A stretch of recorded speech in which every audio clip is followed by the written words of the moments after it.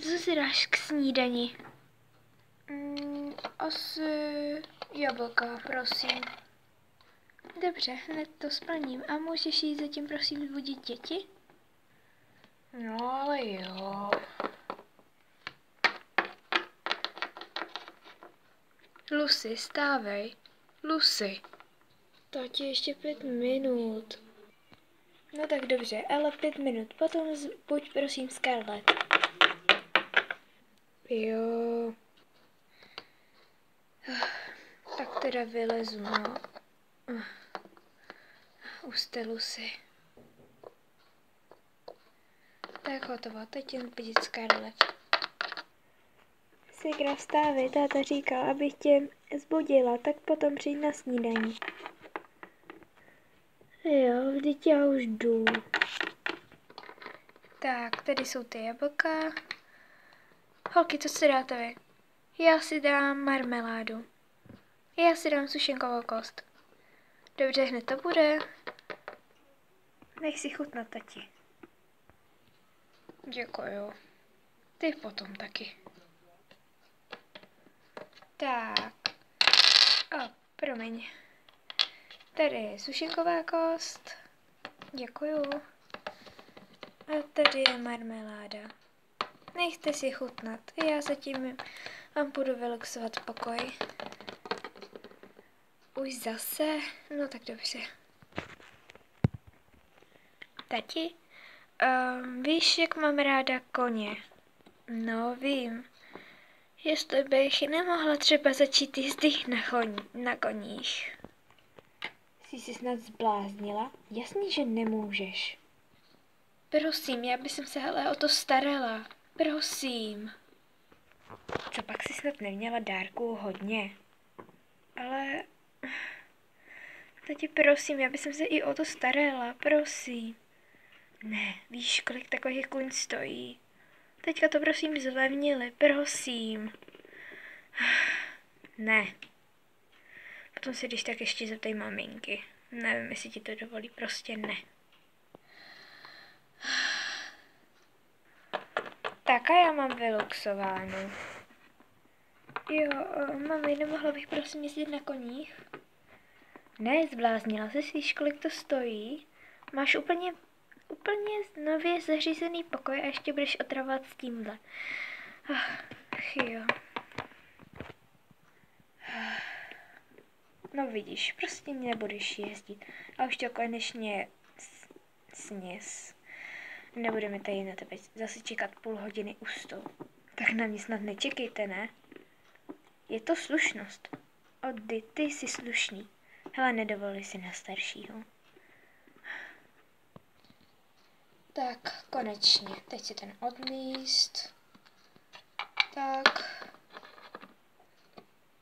Já si jdu taky odníst. Ach jo, budu se učit na přírodovědu.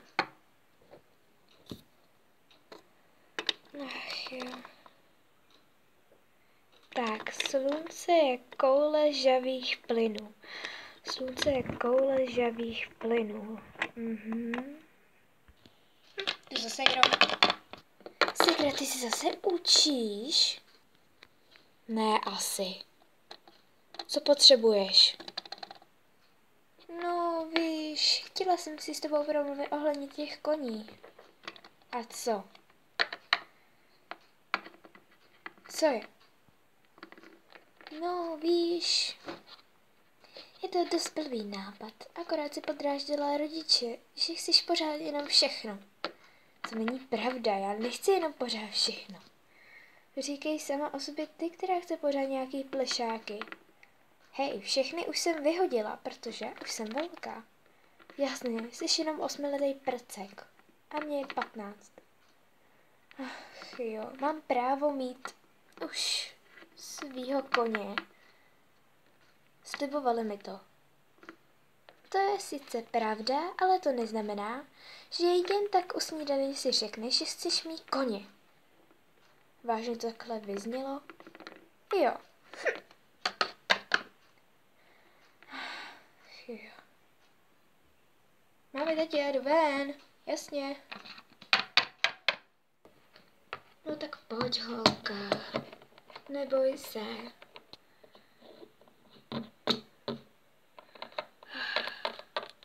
Tady chvíli počkáme. To je ale nádherný kůň. Dobrý den. Dobrý den. Mohla bych si ho prosím pohladit? Jistě. Ty jsi tak nádherný. Jaký je to plemeno?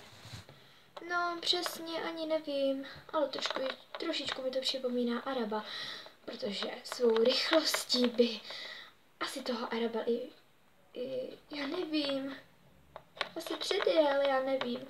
Má tolik schopností, jakože rychle běhá, skáče hodně moc vysoko. Nevím, k jakému koni bych to přirovnala. Vypadá to jako takový drezurní plemeno. Ne, závodní plemeno. Jestli se hezký, ale drezuru nedělá. Hodil by se teda do ní.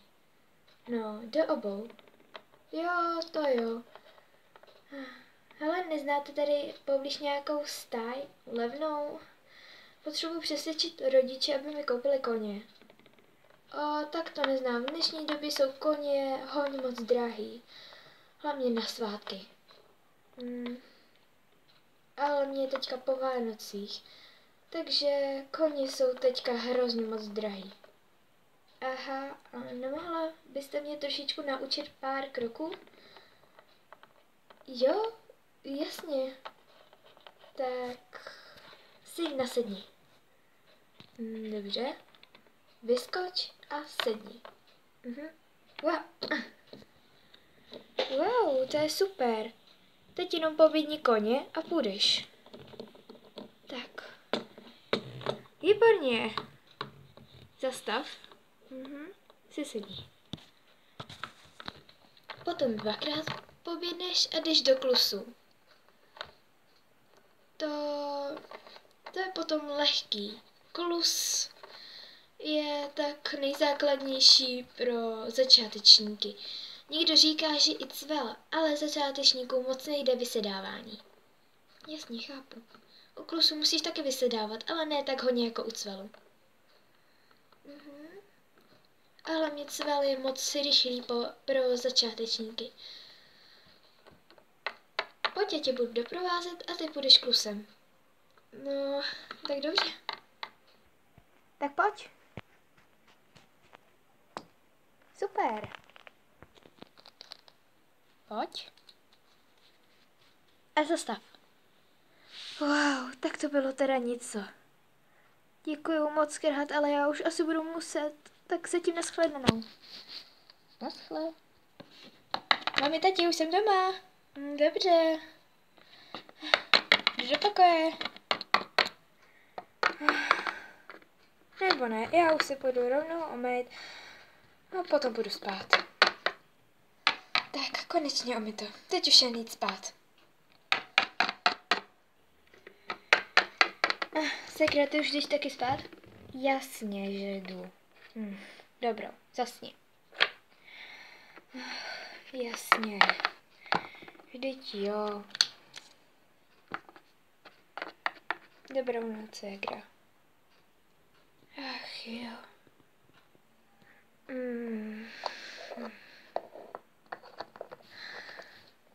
To už je ráno. Měla bych už jít trénovat s tím koněm.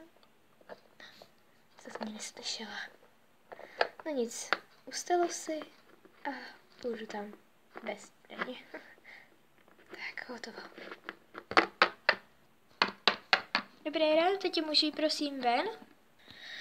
Ale jo, ale brzo se vrať. Jasně. Dobré ráno. Dobré ráno. Pardon, ale včera jsme se ani nestihli představit.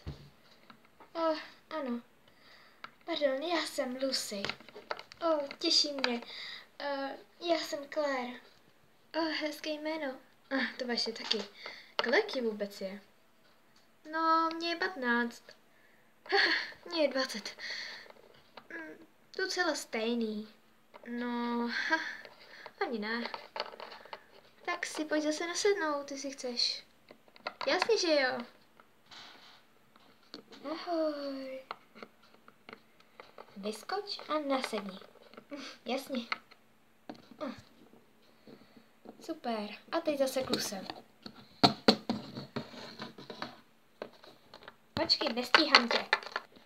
To je ale nádherná procházka, že? Ano, to ano.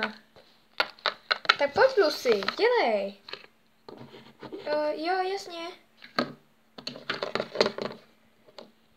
Ojeje.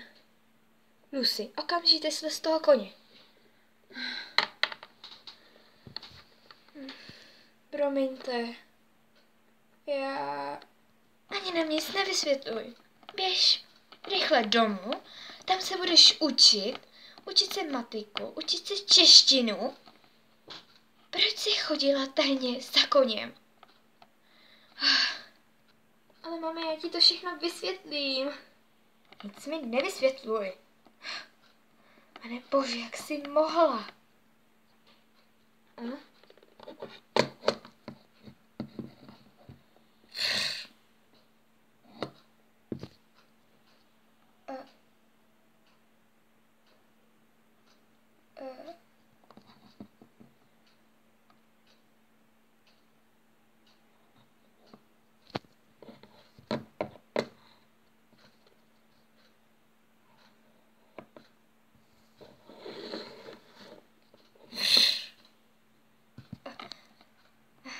Lucy.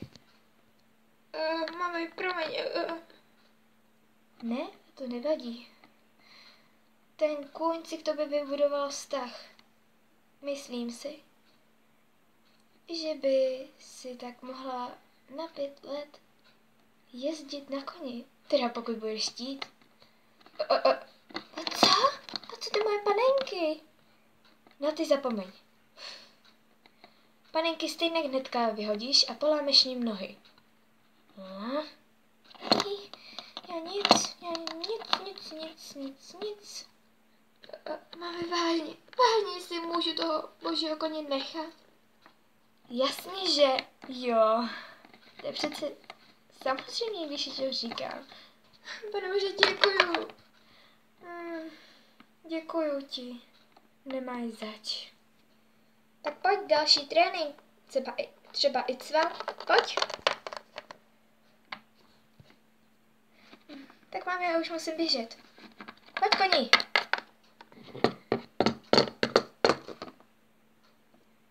A to s těma paninkama si ještě vyřídíme. Běž.